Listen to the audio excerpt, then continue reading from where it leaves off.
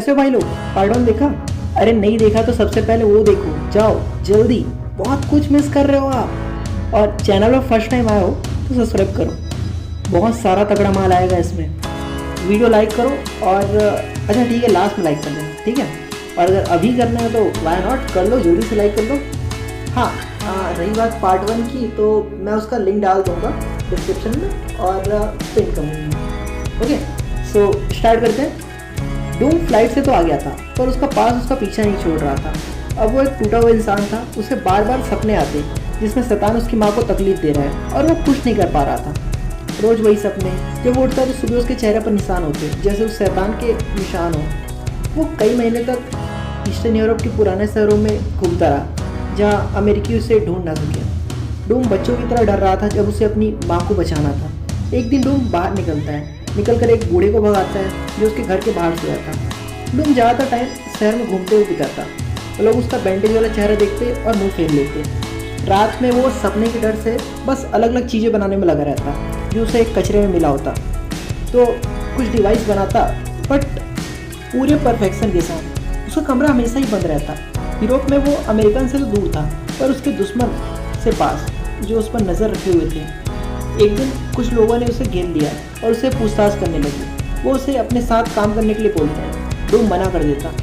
वो उसे gun point पर धमकाते हैं। डूम सबको मारने लगता है। उसके पास कुछ था जिससे वो सबसे निपट सकता था। फिर एक आदमी को पकड़कर उसे डरा के भगा दिया। कुछ टाइम बाद वो अकेला था, उस पर कोई नज़र रखने वाला नहीं था। वो अपने सपनों के साथ बस अकेला। कुछ टाइम बाद उसके पैसे ख़त्म होने वाले थे जो वो अमेरिका में बचाया था। रोज़ की तरह एक दिन उसने वापस से उस बूढ़े को भगाया। उसे महीनों से कोई सोवियत एजेंट नहीं दिखा था पर उसे पता नहीं था आगे क्या होने वाला है। और एक दिन अचानक उसे मिलती है वेलेरिया। डूम हैरान था।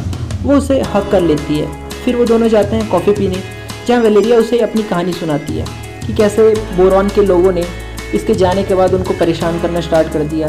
फिर किसी ने उसको डूम के बारे में बताया और उसने डूम का पता लगाया और बताया कि वो घायल है। और फिर वेलेरिया यहाँ आ गई। वेलेरिया डूम को बचाने आई थी और ऐसा हुआ भी। डूम वेलेरिया के साथ बेहतर महसूस करता था। वेलेरिया के हाथों में जादू था। उसके साथ होने पर डूम को शैतान का डर नहीं सताता। उसके साथ होने पर उसे डरावने सपने भी नहीं आते। वो लटवेरिया, उसकी फैमिली और बच्चों की बातें करता। वो उससे उस बूढ़े के बारे में बात करती थी क्योंकि डूम उस बूढ़े के साथ बहुत ज़्यादा रूड था।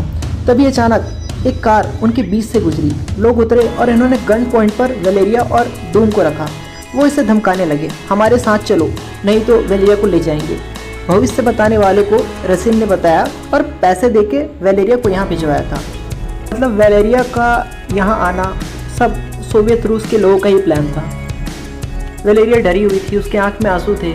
एजेंट डूम को उसके साथ जाने के लिए कह रहे थे पर अचानक ऐसा लगा जैसे सिर्फ वेलेरिया ही सेफ थी। एक फ्लोर टाइप के स्ट्रक्चर ने उसे चारों ओर से शील्ड बना दिया और चारों ओर मैजिक फैल गया। ये वही बूढ़ा था।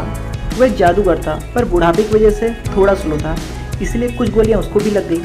वो मरते मरते डूम को तिब्बत के किसी मंदिर की बात बता के चला गया। वेलेरिया उसे रोकती है पर डूम नहीं सुनता और तिब्बत के लिए निकल पड़ता है। यूरोप से हिमालय का ट्रैवल डूम के लिए ईजी नहीं था। वो पहाड़ी भरे रास्ते में जाने के बाद कभी लौट नहीं सकता था। उसे कुछ नहीं पता था, बस एक हिंट था तिब्बत के मॉन्क्स का।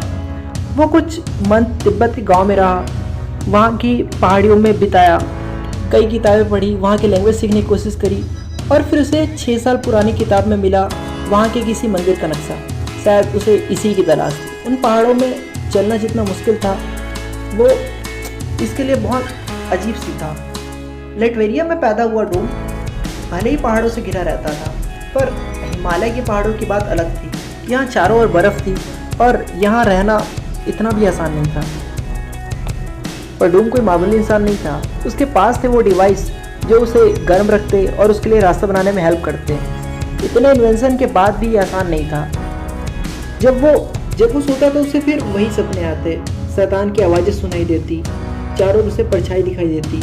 वो शैतान तो नहीं था पर उसे दिखा येती, कहानियों का राक्षस जो अब सच में उसके सामने था। डूम इसके लिए तैयार नहीं था, खासकर जब वो इतना कमज़ोर हो। डूम का खाना बहुत दिन पहले ही ख़त्म हो चुका था। एक अटैक और डूम बहुत दूर जा गिरा। जैसे मौत उसके सामने ही थी, पर अभी नहीं। डूम को एक बॉम्ब मिला जिसने उसे येती को उड़ा दिया। डूम की जान बच गई। येती का मांस जल रहा था। उस रात उसे मजबूरी में उसका मांस खा के ही रहना पड़ा। फिर उसने अपने घाव भरे और कुछ हफ्ते तक वैसा ही चलता रहा। जैसे पहाड़ों पर चढ़ता उसके घाव खुलने लगते और खून निकलता। उसे तब उसके पिता की याद आती कि कहीं वो भी कहीं वैसे ही न मर जाए जैसे उसके पिता चल गए। उसे याद नहीं कब वो बर्फ में पड़ा रहा, फिर कोई उसे कहीं उठा के ले गया। और एक बार फिर डूम बच चुका था। डूम उठा तो वो एक मंदिर में था, सब मॉन्क्स के बीच, उसकी डेस्टिनी के पास। देखते ही देखते दिन महीने साल बीत गए। वो पढ़ाई छोड़कर जादू सीखने में लग गया। वहाँ लोग साइंस और जादू के साथ कुछ ऐसा बनाने में लगे थे ये लोग सिर्फ सपने में ही सोच सकते थे। अब तक पढ़ाई में सिर्फ लिमिटेड चीज़ें दिखी थी, पर यहाँ उसने सीखा कि कुछ भी इम्पॉसिबल नहीं था, कोई भी रूल हमेशा सच नहीं था। फिर 5 साल बाद उसे मॉन्क्स ने बुलाया। वो उसके सामने झुक गया और उन्होंने कहा, अब आप सब कुछ सीख चुके हैं। फिर डूम एक नई तैयारी में लग गया। वो कई साल से दुनिया से दूर था, इसलिए उसे देखना था कि दुनिया में क्या चल रहा है और उसे कुछ सामान भी चाहिए था अपने कुछ इन्वेंशंस के लिए। बाहर निकलते ही उसे बच्चों ने घेर लिया पैसों के लिए। उसने सबको भगा दिया। मंदिर का टॉप पार्ट डूम का हेडक्वार्टर बना, जहाँ वो कुछ ऐसा बनाने में लग गया जिससे वो पूरी दुनिया पर नज़र रख सके। उसने वो बना भी लिया। उसने सब देखा। जो आदमी उसके माँ पिता के मौत के जिम्मेदार थे वो अब किंग बन चुका था। उसने देखा रीड रिचर्ड जो स्पेस प्रोग्राम में था। डूम के ना होने पर read smartest man in the world बन चुका था। उसे अपने कॉलेज के दिन याद आ गया। डूम रीड को अलग वे में चढ़ने लगा। वो रीड रिचर्ड को इन सब का जिम्मेदार समझता। उसे लगता कि उसके ना होने पर मिलिट्री वालों ने रीड रिचर्ड के साथ अपना काम जारी रखा होगा। वो जब भी सोता उसको उसका पास्ट हॉन्ट करता। वेलेरिया, उसके माता, उसके पिता का चेहरा सब उसके सामने ही घूमता रहता। फिर एक दिन उसने फुल बॉडी बनाना आर्मर बनाने में लग गया।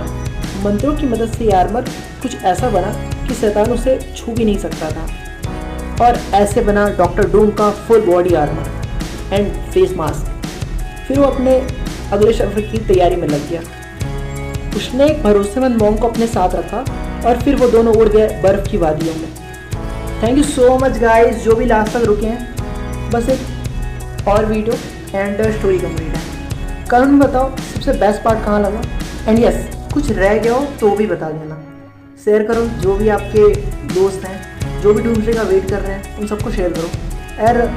यार लाइक तो कर ही दो। फिर नेक्स्ट वीडियो आ जाएगी, बहुत जल्दी आ जाएगी, बस अगले वीक आ जाएगी। एंड तब तक के लिए आप हीरो हैं। हीरोज़ कभी हार नहीं मानते।